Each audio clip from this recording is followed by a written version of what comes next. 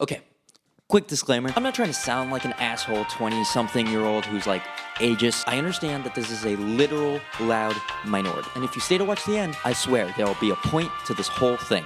Okay, good? Good. Anyways, old people shouldn't be allowed in movie theaters.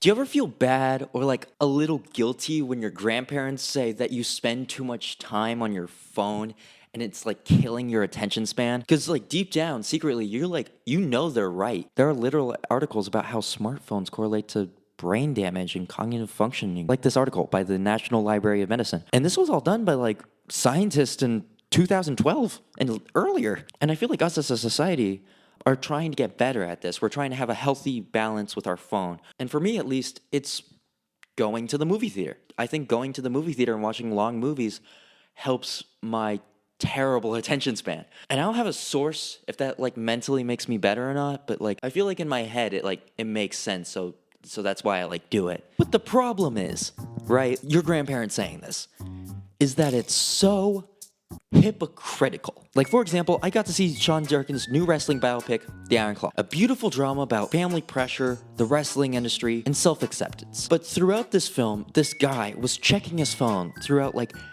every 10 minutes of the movie. Like, it got so bad, my dad had to ask him to put it away. Like, he's braver than me, because I just would have, like, been slightly annoyed the whole time. And we were right next to this guy, and there was, like, no notifications at all. Like, dude, what are you doing? Like, maybe he was waiting for, like, a Facebook request from his old high school crush, Samantha. But to be honest, I don't think he read the back end of his yearbook where there's a memorial to Samantha.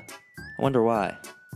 Oh, right, because he was on his phone. And I understand movies being long, but then just, like, don't watch it or get like, a watch so you can, like, time how long this movie's going. That's what I do. Like, people should do that. Like, another example is when I went to go see Ferrari, which was this beautiful drama about Enzo Ferrari cheating on his wife and then getting caught, kinda, but then, like, not really. But it's okay, because he told him to bail out the money, and then guy gets ripped in half. During this movie, you just hear bling, like a symphony of Silicon Valley, the sound that crypto bros make when they steal all your money. Also known as coming. And guess who went to go check on their phone? It was an old person. Yeah, thank you. Yeah, you're getting the idea of this video. Don't get me wrong, I completely get it. People make mistakes. The technological future doesn't come without its flaws. But that doesn't excuse talking. In that same theater when I went to go watch Ferrari, the same people whose phone that went off actually were having a loud conversation. Which, like, why? It got so bad that, like, we had to move our seats because, like, come on, it was Ferrari and it's January. No one's watching movies. Fuck you, it's January! Here's, like, a retelling of, like, the conversation I heard. Hey, who's that? That's Ferrari. Car? No, Enzo Ferrari, the guy who made the car. That's not Ferrari, that's the guy from Star Wars. That's Adam Driver, not Star Wars. He's from Star Wars. He's not in Star Wars anymore. Which, now thinking about it, that's kind of, like, hella impressive that she, like, knew that Adam Driver was in Star Wars. Like, I gotta applaud to that. The whole thing that baffles me is that the two movie examples I'm using are the type of biopic dramas that are statistically, like, in the age group of these people. And these movies are kind of, like, tailored for Oscar season and old people who just want to watch, like, a deep movie and they don't want to watch anything too overstimulating, you know what I mean? Which is just, like, wild that they're not liking it. It's either, like, the filmmaker's fault for making, like, a boring-ass, dumb movie, or it's the people who's watching it fault. This is the thing that really bugs me. If I do my math right, the viewers who are doing these actions were probably old enough to watch this clip. Hey kids, how would you like to hear this on the screen instead of the great show you came to see? That's what you sound like. Honest. Please cooperate and do your part in keeping this theater quiet so everyone, including you, can enjoy it. Now remember, lots of adults and kids too paid admission to enjoy the show. We must insist on absolute quiet. Otherwise, we will be forced to evict all disturbance makers from the theater. Those asked to leave today will be refused admission to this theater in the future. I know Family Guy called this guy a dick, but I think he kind of had a point. And that is why I love Alamo Drafthouse. I don't go there as much because the nearest Alamo Drafthouse to my house is like 2 hours away. But if you haven't been to Alamo Drafthouse, this is how it works. This auditorium is now a quiet zone. Don't talk, text, or arrive late. Keep your cell phone dark, silent, and out of sight. After one warning, you will be ejected from the theater without a refund. Problem with a loud table? Raise an order card and a manager will take care of it. Thank you for your cooperation. This is how movieplexes originally used to work, but the lack of work and the refund has really just changed the landscape. Not to sound like a pretentious film bro, but I kind of really like this because it gives films this sort of like authenticity. For example, I watched 2001: A Space Odyssey at Alamo Drafthouse, and that was my first time watching it, so I didn't know what to expect, and it was an alright film, and I kind of really enjoyed the fact that I could just sit with this movie and have no one like interrupt me or not get distracted, because it's a really rough watch to take it all in. At least I can respect the movie, you know? Does Alamo Drafthouse get scrutiny for this? Of course. Fun fact, there is an angry lady who left a very mean voicemail. I'll play it right now. Yeah, I was wondering if you guys actually enjoy treating your customers like pieces of shit, because that's how I felt when I went to the Alamo Drafthouse. Okay? You know what? I didn't know that I wasn't supposed to text in your little crappy-ass theater. She was mad because she was using her phone during the middle of a movie. Like, she was just texting, chatting people for fun. So, excuse me for using my phone in USA, United States of America, where you are free to text in a theater. And, oh, you guys are going to love this. Check this out, one sec.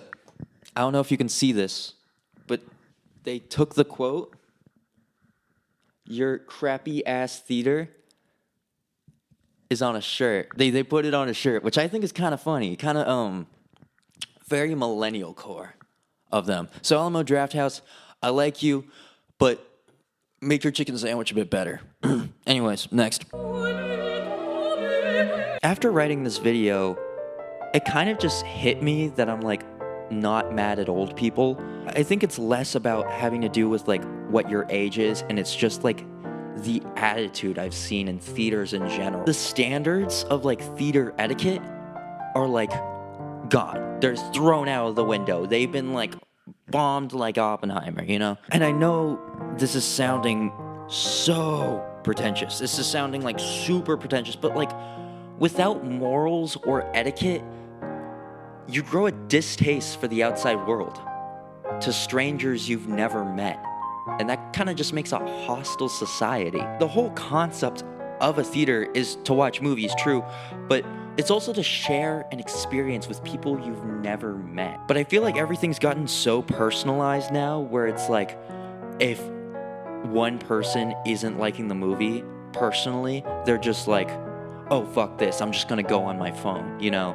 Because like they can't be bothered to leave because they want to make their money's worth, but they also hate the movie, you know? Some people blame COVID, some people blame franchise filmmaking, other people blame just straight up black people, which, but I think like a little bit has to do with like the environment of a movieplex. I used to work at a movie theater, right?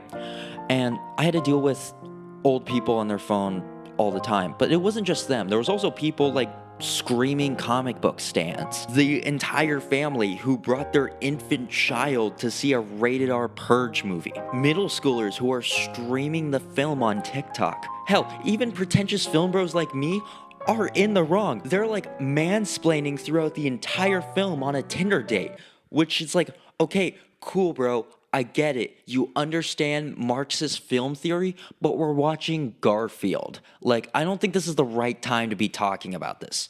This would be funny unless the Garfield movie comes out and it's like this whole like psychological thriller about like John realizing that Garfield never exists and it's like him going insane. That'd be pretty cool.